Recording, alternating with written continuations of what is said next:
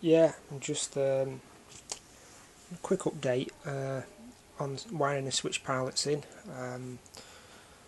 Just carrying on doing it. To fix the switch pilots in, I've been using screws about this size. Just one screw in the centre that goes through the middle, and that's all you need, which is great. At the moment, just got my soldering iron set up, wiring in the data feed, the track there, because the switch pilot is about here under the board, so I've got a short run. Rather than daisy chaining it from the last one, I'm just wiring it into the track.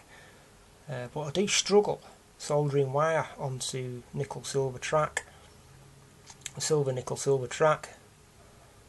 So if there's anyone that's got any better ways of doing it, or any decent solder, or any correct ways to do it. I mean, I'm using pretty decent solder, but I do struggle trying to get a connection on when I'm doing it.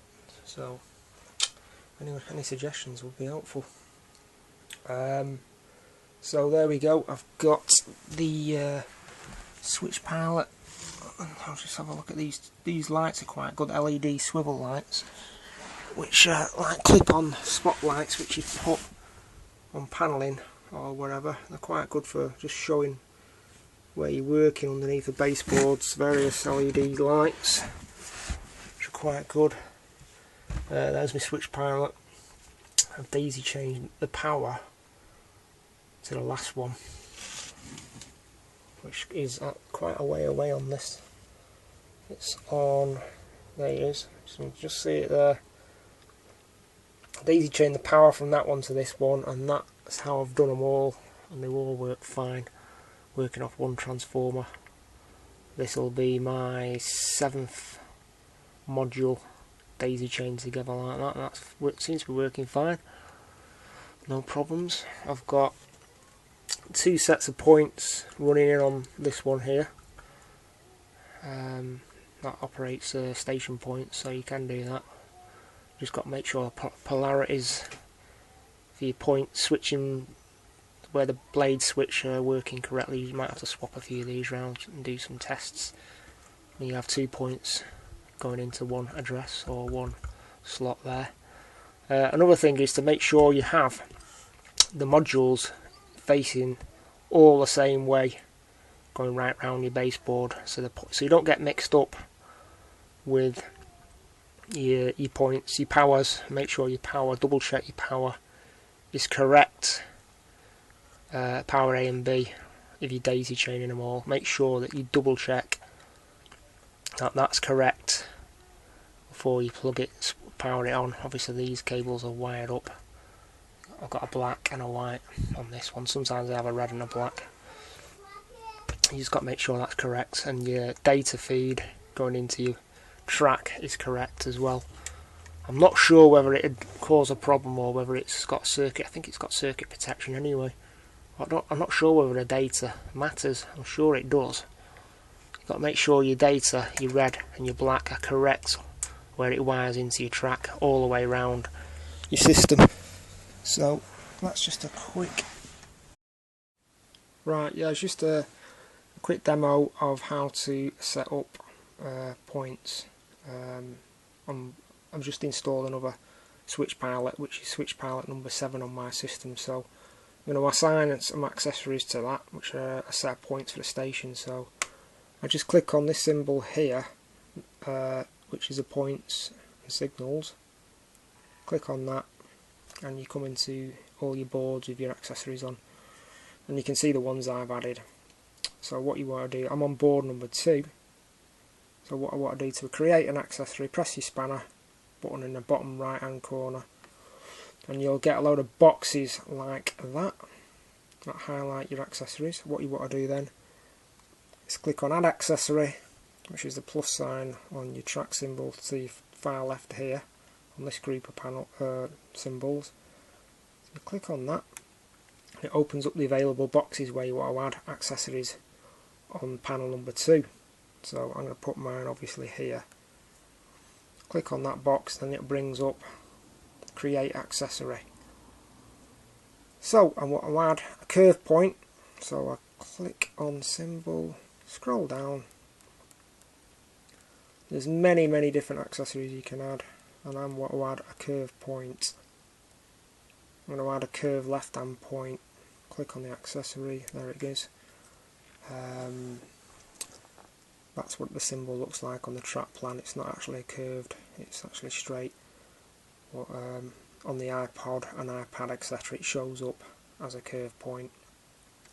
What you want to do then is, I'm using protocol DCC on the switch pilots.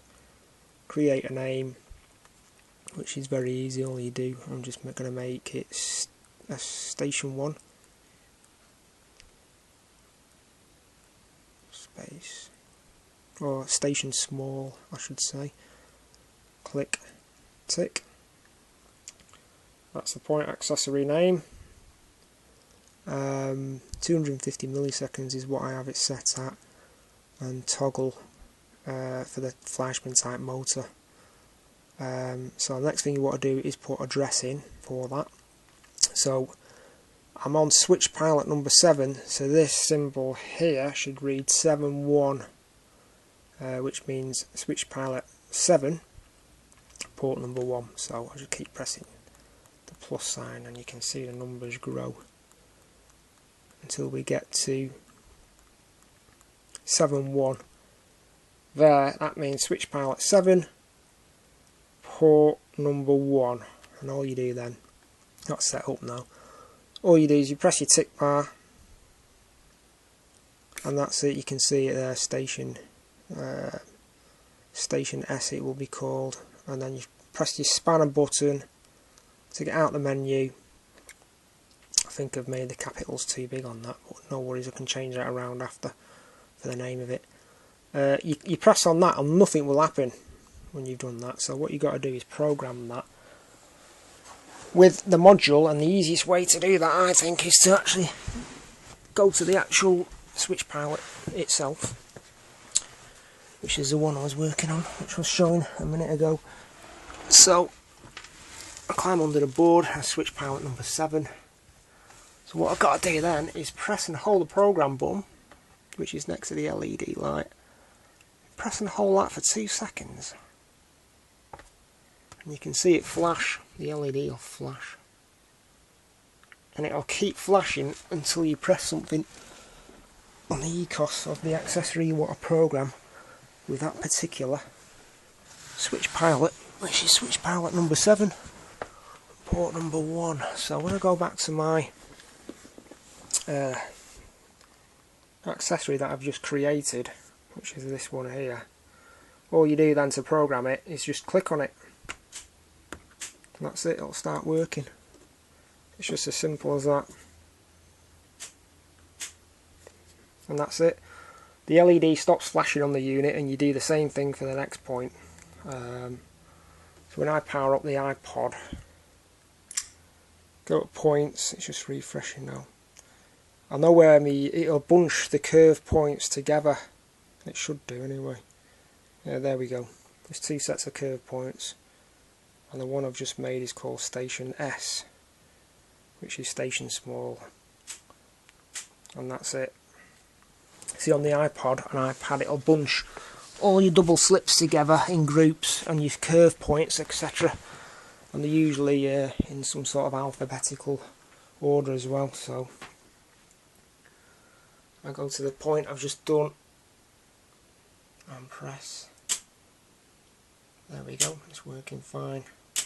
So I've got 2 sets of points working on one port, and there's the other one under the bridge. Can't really see it, but that one works in tandem with the one at the far end, which is the loop storage area for the station, which is this one here. And that's it, it's just so easy to do. Okay, thanks for watching.